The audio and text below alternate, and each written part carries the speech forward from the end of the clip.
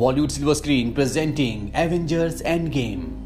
ये वो वक्त है जब थैनोस ने चुटकी बजाने के बाद ब्रह्मांड की आधी आबादी को खत्म कर दिया था, जिसमें निक फ्यूरी भी खत्म हो चुके हैं। लेकिन खत्म होने से पहले उन्होंने उस पेजर से, जो उन्हें कैप्टन मार्वल ने अपग्रेड करके दिया था, उससे कैप्टन मार्वल को मैसेज भेज दिया था। लेकिन उनका पेजर बंद हो गया था। यहाँ पर कैप्टन अमेरिका, ब्लैक विडो और हल्क, ये तीनों मिलकर उस पेजर को दोबारा से चार्ज करते हैं, जिससे निक फ्यूरी का मैसेज कैप्टन मार्वल तक पहुंच जाता है। और अगले पल यहाँ पर कैप्टन मार्वल आ जाती है। वो इन सब से पूछती है कि निक फ्यूरी कहाँ है। थैनोस ने आज से 23 दिन पहले चुटकी बजाई थी। उसकी चुटकी बजाने के 23 दिनों बाद दिखाया जाता है कि टोनी स्टार्क यानी कि आयरन मैन और नेब्यूला ब्रह्मांड में स्पेसशिप में फंसे हुए हैं, क्योंकि ना तो इनके पास अब खाना है और ना इनके स्पेसशिप में इतना फ्यूल है कि ये धरती पर वापस आ जाएं। टोनी स्टार्क ये मान लेता है कि अब उसका अंत होने वाला है, इसीलिए वो पेपर पॉट, जिससे वो बहुत प्यार करता है, उसके लिए आखिरी मैसेज रिकॉर्ड करता है।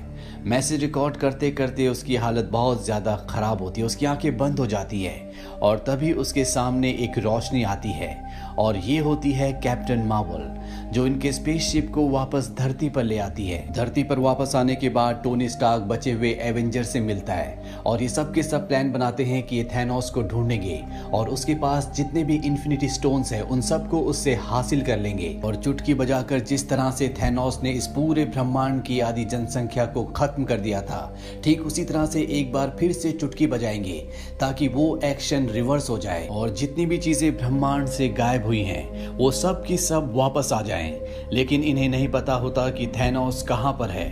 थैनोस की बेटी नेब्यूला जो इनके साथ है, वो कहती है कि मुझे पता है कि थैनोस कहां पर है, और इन्हें पता चल जाता है कि थैनोस किस प्लेनेट पर है। वहीं थैनोस को दिखाया जाता है जो अपना काम पूरा करने के बाद उस प्लेनेट पर रिटायरमेंट की जिंदगी जी रहा होता है और तभी उस पर कैप्टन मार्वल हमला कर देती है। वो उसके गले में अपना शिकंजा फंसा लेती है। यहाँ पर बाकी सुपर हीरोज भी आ जाते हैं। थॉर अपने स्ट्रोम ब्रेकर से थैनोस के हाथ को काट देता है, पर जब ये उसके गॉन्टलेट को देखते हैं तो उसमें एक भी इन्फिनिटी स्टोन नहीं होता। थैनोस इन सबको बताता है कि उसने सभी इन्फिनिटी स्टोन्स को नष्ट कर दिया ताकि कोई भी उनका इस्तेमाल ना कर सके। मैंने जो किया है उसे कोई भी बदल नहीं सकता। थैनोस के पास अब इन्फिनिटी स्टोन्स नहीं है, इसीलिए उसकी शक्तियां लगभग खत्म हो चुकी है। थॉर को उसकी बातों से बहुत गुस्सा आता है और वो अपने स्ट्रोम ब्रेकर से उसे खत्म कर देता है। इसके बाद ये सब के सब अर्थ पर वापस आ जाते हैं। वक्त बीतता है और 5 साल बीत जाते हैं। साल आता है सन 2023, जहाँ पर हमें वो गाड़ी दिखाई जाती है जिस गाड़ी के अंदर वो मशीन है, जिस मशीन के जरिए एंटमैन को क्वांटम दायरे में भेजा गया था ताकि वो पिम पार्टिकल्स को लेकर वापस आ सके। पर इससे पहले कि एंटमैन को क्वांटम दायरे से वापस लाया जाता, थैनोस ने अपनी चुटकी बजा दी थी, जिस वजह से होप, उसकी मॉम जेनेट और उसके पिता हैंक तीनों के तीनों गायब हो गए थे और एंटमैन क्वांटम दायरे में फंस गया था। एक चूहे को दिखाया जाता है जो उस ऑपरेटिंग सिस्टम के ऊपर चलता है, जिससे क्वांटम मशीन को दोबारा से एक्टिवेट किया जा सकता है और मशीन एक्टिवेट हो जाती है, जिससे स्कॉट लैंग यानी कि एंटमैन वापस अपनी दुनिया में आ जाता है। वो अपने चारों तरफ देखता है तो उसे कुछ भी समझ नहीं आता। दरअसल एंटमैन को उस दुनिया में 5 घंटे हुए थे। उस दुनिया के 5 घंटे धरती के 5 सालों के बराबर है। एंटमैन जब बाहर जाता है तो देखता है कि वहां पर बड़े बड़े पत्थरों पर उन लोगों के नाम लिखे होते हैं जो 5 साल पहले थैनोस की वजह से मारे गए थे। इन्हीं नामों में होप का और उसके माता पिता का नाम भी होता है। इसके बाद वो अपने घर जाता है, जहां पर वो अपनी बेटी से मिलता है जो अब बड़ी हो गई होती है। उसे अब समझ में आ जाता है कि 5 साल पहले क्या हुआ था। वो कैप्टन अमेरिका और ब्लैक विडो के पास जाता है, उन्हें बताता है कि आज से 5 साल पहले मैं क्वांटम दायरे में गया था। ठीक उसी वक्त थैनोस ने चुटकी बजाई, जिस वजह से मैं क्वांटम वर्ल्ड में फंस गया। हालांकि यहाँ पर 5 साल बीत चुके हैं, पर मैं क्वांटम वर्ल्ड में मात्र 5 घंटों के लिए था। ये एक अलग तरह का ब्रह्मांड है जिसके अंदर घुसने के लिए हमें बहुत छोटा होना पड़ता है। अगर हम इसकी सही कैलकुलेशन समझ जाएं तो हम क्वांटम ब्रह्मांड में घुसकर अपनी दुनिया में किसी भी दूसरे वक्त में निकल सकते हैं, यानी कि उस वक्त में जब थैनोस ने चुटकी नहीं बजाई थी और ऐसा करने से हम सब कुछ पूरी तरह से ठीक कर देंगे। जो गलतियां हमने 5 साल पहले की थी वो गलतियां हम नहीं दोहराएंगे और थैनोस को चुटकी बजाने से रोक लेंगे। कैप्टन अमेरिका और ब्लैक विडो को उसका ये आइडिया अच्छा लगता है, इसीलिए वो जाते हैं टोनी स्टार्क यानी कि आयरन मैन के पास। टोनी स्टार्क ने पेपर पॉट से शादी कर ली थी और अब उसकी एक बेटी भी है। टोनी स्टार्क को ये अपना पूरा आइडिया बताते हैं, पर टोनी स्टार्क ऐसा कुछ भी नहीं करना चाहता क्योंकि उसके ऊपर उसकी पत्नी और उसकी बेटी की जिम्मेदारी है। इसके बाद ये तीनों के तीनों जाते हैं ब्रूस बैनर के पास। ब्रूस बैनर अब हमेशा हल्क के रूप में ही रहता है। दरअसल उसने हल्क और ब्रूस बैनर की पर्सनैलिटी को मर्ज कर दिया होता है। ये उससे मदद मांगते हैं और वो इनकी मदद करने के लिए तैयार हो जाता है क्योंकि वो भी एक वैज्ञानिक है। इसके बाद ब्रूस बैनर मशीन बनाता है। एंटमैन को ये कई बार दूसरे टाइम में भेजने की कोशिश करते हैं, पर बार बार एंटमैन अलग अलग एज में इसी दुनिया में वापस आता है, यानी कि इनकी जो कैलकुलेशन है टाइम ट्रेवल करने की वो पूरी तरह से सटीक नहीं है। वहीं टोनी स्टार्क को दिखाया जाता है जो खुद भी इसी चीज पर काम करना शुरू कर देता है और उसकी जो गणना होती है वो पूरी तरह से सटीक बैठती है, यानी कि उसकी कैलकुलेशन के हिसाब से टाइम ट्रेवल किया जा सकता है। पर वो अपनी जिंदगी का रिस्क नहीं लेना चाहता। उसकी पत्नी पेपर पॉट से कहती है कि मैं जानती हूँ कि तुम दुनिया को बचा सकते हो, जो लोग गायब हुए हैं तुम उन्हें वापस ला सकते हो, तुम पहले भी दुनिया को कई बार बचा चुके हो, तुम्हें ऐसा करना चाहिए। टोनी स्टार्क जाता है कैप्टन अमेरिका के पास और वो उसे उसकी शील्ड भी वापस कर देता है जो उसने कैप्टन अमेरिका सिविल वॉर में उससे ये बोलकर ले ली थी कि ये शील्ड मेरे पिता ने तुम्हें दी थी। इन दोनों के बीच में जो भी मतभेद थे अब वो पूरी तरह से खत्म हो चुके हैं। एवेंजर्स की बची हुई टीम ये प्लान बनाती है कि ये टाइम ट्रेवल करके अलग अलग वक्त में जाएंगे जहां पर इन्फिनिटी स्टोन्स इन्हें मिले थे और उन स्टोन्स को ये 2023 में वापस लाएंगे ताकि ये सारे स्टोन्स की शक्ति से थैनोस के एक्शन को रिवर्स करके गायब हुई जनसंख्या को वापस ले आए। अब हल्क, एंटमैन, कैप्टन अमेरिका और आयरन मैन जाते हैं सन 2012 के न्यूयॉर्क शहर में जहां एवेंजर्स ने चित्तौरी सेना के खिलाफ जंग लड़ी थी। यहां पर सबसे पहले हल्क जाता है गुरुमा के पास जिनके पास टाइम स्टोन है और आगे चलकर वो ये टाइम स्टोन डॉक्टर स्ट्रेंज को देती है। हल्क उनसे टाइम स्टोन मांगता है। वो कहती हैं कि सभी स्टोन्स का सही जगह पर होना बहुत जरूरी है, नहीं तो सृष्टि का संतुलन खराब हो जाएगा। हल्क कहता है मैं वादा करता हूं कि एक बार हमारा काम पूरा हो जाए उसके बाद हम सभी इन्फिनिटी स्टोन्स को उनकी सही जगह पर रख देंगे जहां से हमने उन्हें लिया था। गुरुमा कहती है कि जिसके पास भी टाइम स्टोन होता है उसका फर्ज होता है कि टाइम स्टोन की रक्षा करे अपनी आखिरी सांस तक। हल्क पूछता है तो फिर डॉक्टर स्ट्रेंज ने थैनोस को टाइम स्टोन क्यों दिया, ये उसकी सबसे बड़ी भूल थी। ये बात सुनकर गुरुमा हैरान हो जाती है। वो समझ जाती है कि इसके पीछे डॉक्टर स्ट्रेंज का कोई ना कोई मकसद था और वो हल्क से कहती है कि शायद ये मेरी भूल है। इसके बाद वो हल्क को टाइम स्टोन दे देती है। वहीं आयरन मैन और एंटमैन पहुंचते हैं टेसरेक्ट को यानी कि स्पेस स्टोन को लेने के लिए। ये वो वक्त होता है जब चित्तौरी सेना हार चुकी है और अब 2012 का थॉर स्पेस स्टोन और लोकी को लेकर यहां से एसगार्ड जा रहा है। हालांकि 2023 से आया हुआ आयरन मैन और एंटमैन आसानी से स्पेस स्टोन को हासिल कर लेते हैं, पर तभी दरवाजा खोलकर हल्क अंदर आता है और आयरन मैन के हाथ से स्पेस स्टोन का बैग उससे छूट जाता है। लोकी स्पेस स्टोन को उठाकर यहां से गायब हो जाता है। वहीं कैप्टन अमेरिका लोकी के सेप्टर जिसके अंदर माइंड स्टोन है उसे हासिल कर लेते हैं, यानी कि अब इन्होंने 2 इन्फिनिटी स्टोन्स को हासिल कर लिया। अब कैप्टन अमेरिका और आयरन मैन स्पेस स्टोन को हासिल करने के लिए सन 1970 में पहुंच जाते हैं जहां टोनी स्टार्क यानी आयरन मैन अपने पिता हॉवर्ड स्टार्क से भी मिलता है क्योंकि इस वक्त में उन्हीं की देखरेख में स्पेस स्टोन होता है। ये उस स्पेस स्टोन को हासिल कर लेते हैं। वहीं थॉर और रॉकेट 2013 में एसगार्ड पहुंचते हैं। Thor the dark world movie में हमने देखा था कि 2013 में जेन फोस्टर के अंदर ईथर के रूप में रियलिटी स्टोन समा गया था। यहाँ पर थॉर अपनी माँ से भी मिलता है, साथ ही उसे उसका म्योनीर यानी कि हथौड़ा भी मिल जाता है। रॉकेट और थॉर यहाँ से रियलिटी स्टोन हासिल करने में कामयाब हो जाते हैं। वहीं ब्लैक विडो और हॉकाई पहुंचते हैं सोल स्टोन को लेने जिसका पहरेदार होता है रेड स्कल। सोल स्टोन हासिल करने के लिए किसी भी एक को अपनी सोल का दान करना होगा।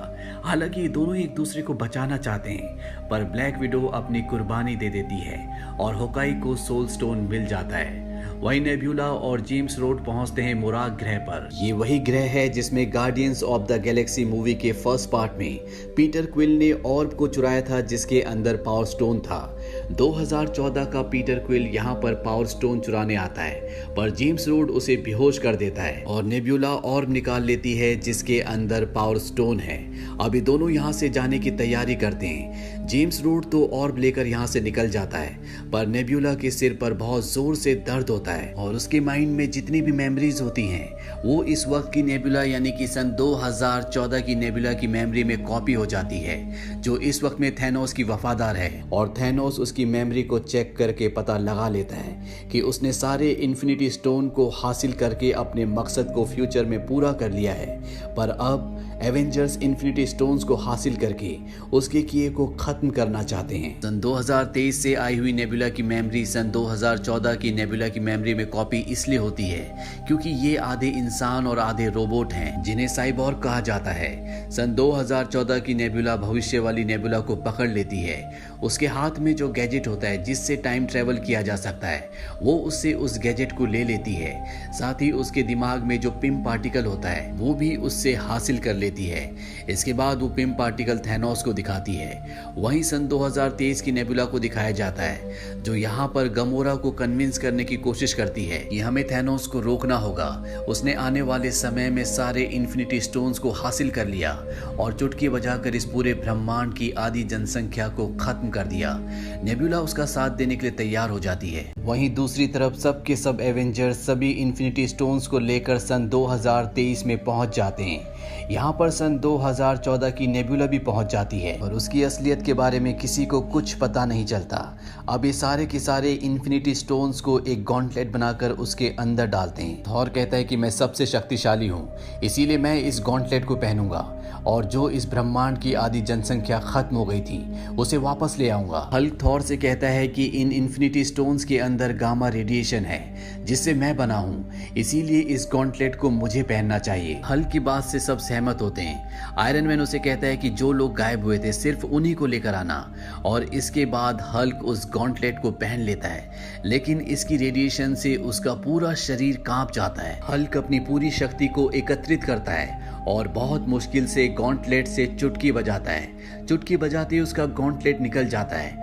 हल्क की हालत बहुत ज्यादा खराब हो जाती है और तभी हॉकाई के फोन पर उसकी पत्नी का कॉल आता है जो आज से 5 साल पहले थैनोस की चुटकी बजाने की वजह से गायब हो गई थी, जिससे पता चलता है कि हल्क के चुटकी बजाने से जो जो लोग गायब हुए थे वो सब के सब वापस आ गए।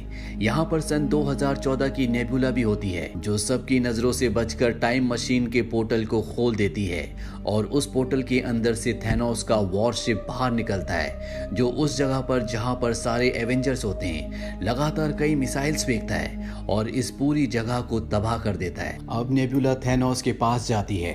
थैनोस उसे ऑर्डर देता है कि जाओ और 6 के 6 इन्फिनिटी स्टोन्स को मेरे पास ले आओ। नेबुला वहां से चली जाती है और सारे के सारे एवेंजर्स अब थैनोस के सामने होते हैं। थैनोस कहता है कि मैंने ब्रह्मांड की आधी जनसंख्या को खत्म इसलिए किया था ताकि बचे हुए लोग खूब तरक्की करें, लेकिन इंसान कभी नहीं सुधरेंगे।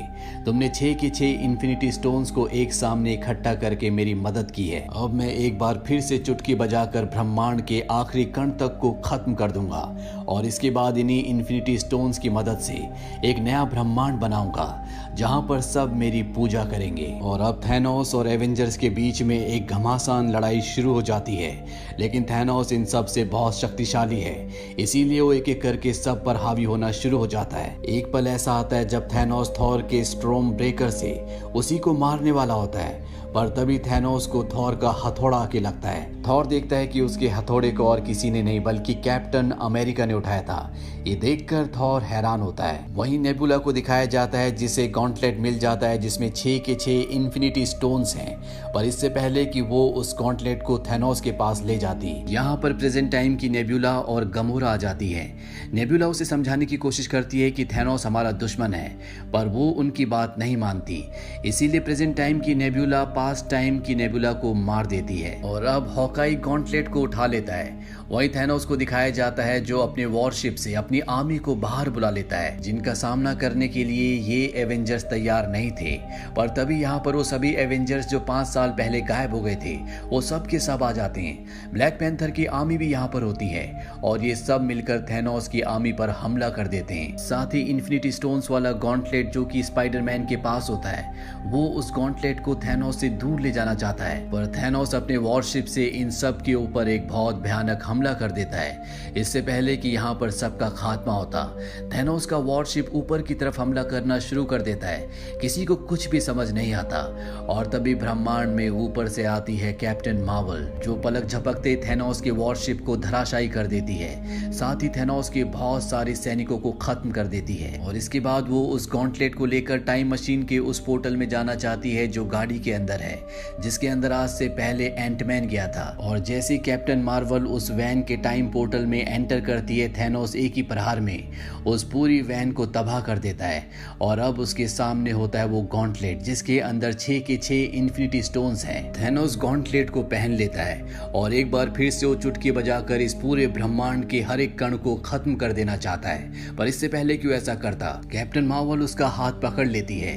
कैप्टन मार्वल उस पर हावी हो रही होती है और तभी थैनोस एक स्टोन को निकालता है और उससे कैप्टन मार्वल पर हमला करता है, जिससे वो दूर जाकर गिरती है।